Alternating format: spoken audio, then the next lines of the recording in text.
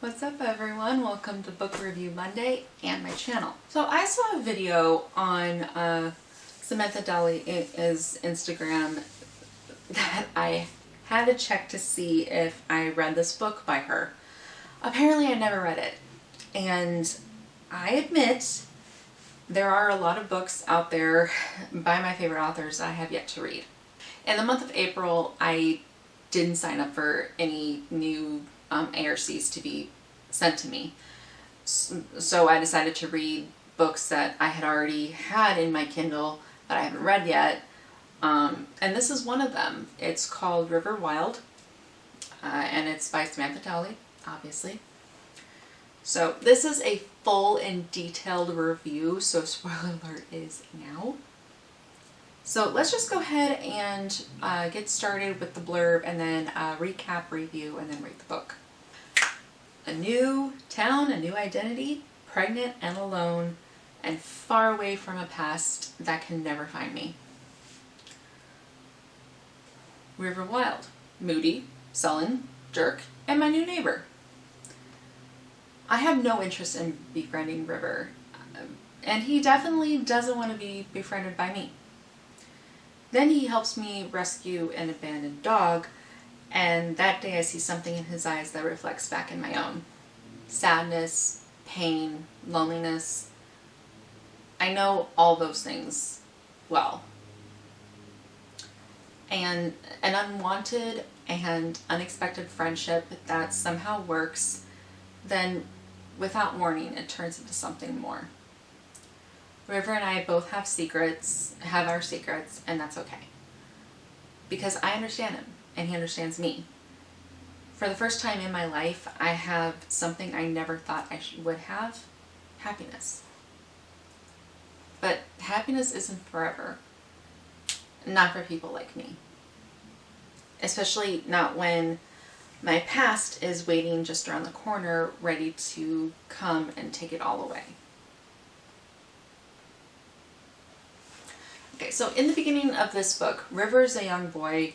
He's dealing with a stepdad who is also a police officer, a bad police officer. He's a bad guy, a dirty cop. River ends up shooting him in the beginning of the book to stop him from hurting River and his mom. Then we meet Annie. Flash forward several years later, we meet Annie. Annie is in an abusive marriage.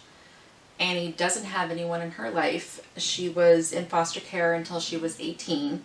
She was being harassed by someone when she met Neil, who is a cop. Neil arrested this guy for hurting Annie, and she moved in with Neil. She didn't have anywhere else to go. Neil had started to beat Annie up 6 months after she moved in with him.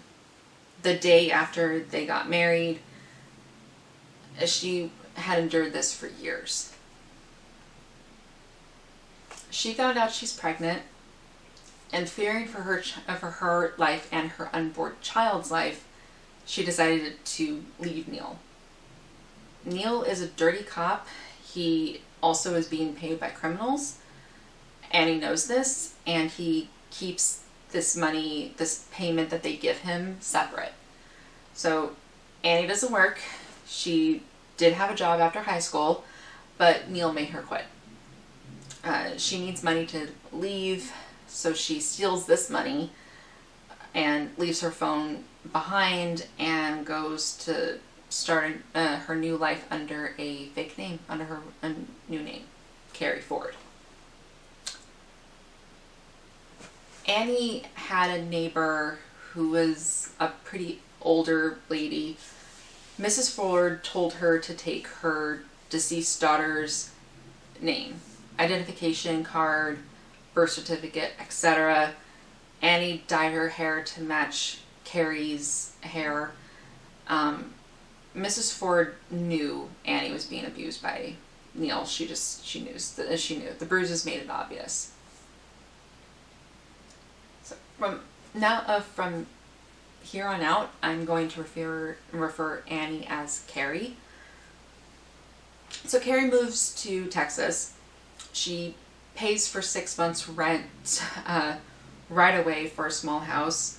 She feels like she had escaped. She feels like she can breathe.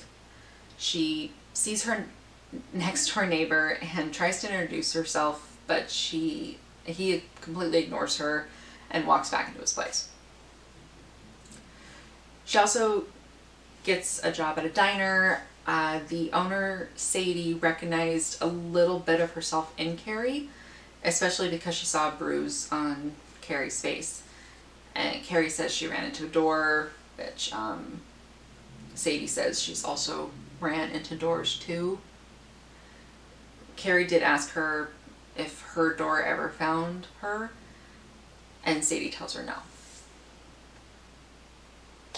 Carrie finds a doctor to go to, and she is 7 weeks along in the pregnancy. Carrie finds out that her neighbor's name is River, and he is a troubled guy.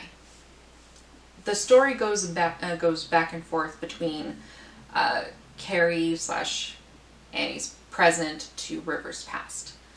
We see his mom had been arrested for his stepdad's murder. And his grandma's raising him. He tells his grandma the truth about what happened, and she figured out he was being abused by the stepdad. We also find out that his mom was killed in prison. And River immediately blames himself. His grandma did say he isn't responsible for his mom's death or his own abuse by the hands of his stepfather. And he does end up having a rough teenage life as well. Carrie has a couple of encounters with River. One being a stray dog falling into River's pool and Carrie rescuing him, and River not too happy about her being on his property. But he helps Carrie with the dog anyway. Then the other encounter was at night, and Carrie heard him screaming. And she thought he was being attacked, so she grabbed a gardening tool and entered his home to confront the intruder. And she found out two things that night. One, River was having a nightmare, and two, he sleeps with no clothes on. River and Carrie end up going Christmas tree shopping together. They come across a local shop that sells local artistic work as well as other knickknacks for Christmas or holidays and trees, basically. Carrie finds out from the shop's owner, Ellie, that River used to come tree shopping all the time but stopped after his grandmother had passed away. After River hears all of that, he becomes closed off again. And Carrie does her best to make him smile. And you feel for River, you definitely do. As this interesting friendship is forming, we see struggles with River and the town. Carrie finds out during a Christmas parade about what the town's version of what had happened with River's mom. His stepdad, and River.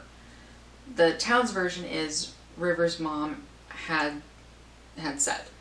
So it's that River's mom had killed her husband in self-defense with his own gun, and River stood there and watched it. That's what River wants the town to think. Carrie is also approached by River's stepdad's nephew, Brad, and he says a few words to Carrie about River in front of River as well, which causes River to walk away, and Carrie telling him it's not her business. But River is angry about it. He's too angry about it, and he ends up telling Carrie off, and which it just hurts her. When she's 5 months pregnant, Carrie gets a car, and she goes to the same store she picked up her Christmas stuff, and River's working there. He's filling in for Ellie since she's not feeling good. Plus, we have Macy there. Now, Macy's made it clear that she has a crush on River, and she also makes it clear to Carrie that she wants him. And she accuses Carrie that it's probably not a good idea for Carrie to make River her new baby daddy. What a... You know how, you know the saying, don't make assumptions. You make an ass out of you and me. Yeah. She definitely did that. River goes to Carrie later and tells her that he isn't good with this friendship stuff, but she's become his only friend. They do eventually kiss, but then stop and don't do it for a while. As Carrie's pregnancy progresses more, so do her feelings for River. At one point, River reveals his part of an organization that helps keeps perps from hurting another innocent child, teen, or adult. This is, of course, after Carrie tells River the truth about why she came to Canyon Lake in the first place: to escape her abusive husband, who is also a police officer, who she also fears. After that connection forms, River and Carrie continue to hang out more and more and bond with each other. Then comes the day of Carrie's baby. The baby is born in the car. The car ends up breaking down on the way to the hospital. River calls emergency services, and an ambulance comes, and a female paramedic named Hope helps Carrie deliver her daughter. And she names her Hope Olive Ford. So sweet. Everyone in Carrie's life just gushes over little baby Hope. It's so cute. When Hope is 2 months old, River finally asks out Carrie on a date. He gets Sadie to watch Hope while he takes Carrie out to dinner. They have a great time. Then go back to River's place and have even more of a great time. Then they declare their love for each other. Now you're probably wondering at this point about Neil. Well, here's your answer. Brace yourself. Before Carrie left River's place, they agreed for River to come back over and spend the night. After changing her clothes and checking on Hope, Neil finds Carrie, Annie. He made his way into her home. He learns he found her because of an article about a woman giving birth on the side of the road, and there's a picture of her. He asks her if Hope is his and doing what she believes is the right thing. She tells him no, which makes him extremely angry. He takes his gun out and tells her she is tainted and their love is tainted. He shoots her, then himself.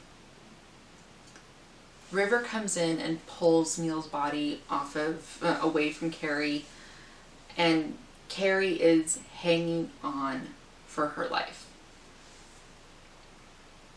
A year later has passed, or a year later goes by, and you believe Carrie has died, and River is raising Hope all by himself. But that didn't happen. Carrie survived. Her and River are raising Hope and are trying for another child.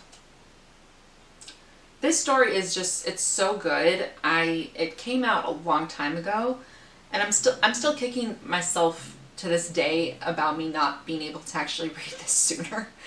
I'm happy I did. I felt like I was in Carrie's shoes in the beginning. I felt nervous and scared for her. I'm happy that the story had progressed the way it did. I love how Samantha Towle always amazes me. Like, she always amazes me with all of the books of hers that I've read. And I cried at the end of this book in pure relief. Like, 5 stars all around for this book. Anyways, guys, so thank you all for watching. Are there any books you haven't read but are interested? Leave a comment down below. Please like and share and subscribe to my channel. It's free. Have a good week, guys, and I will see you all in the next video.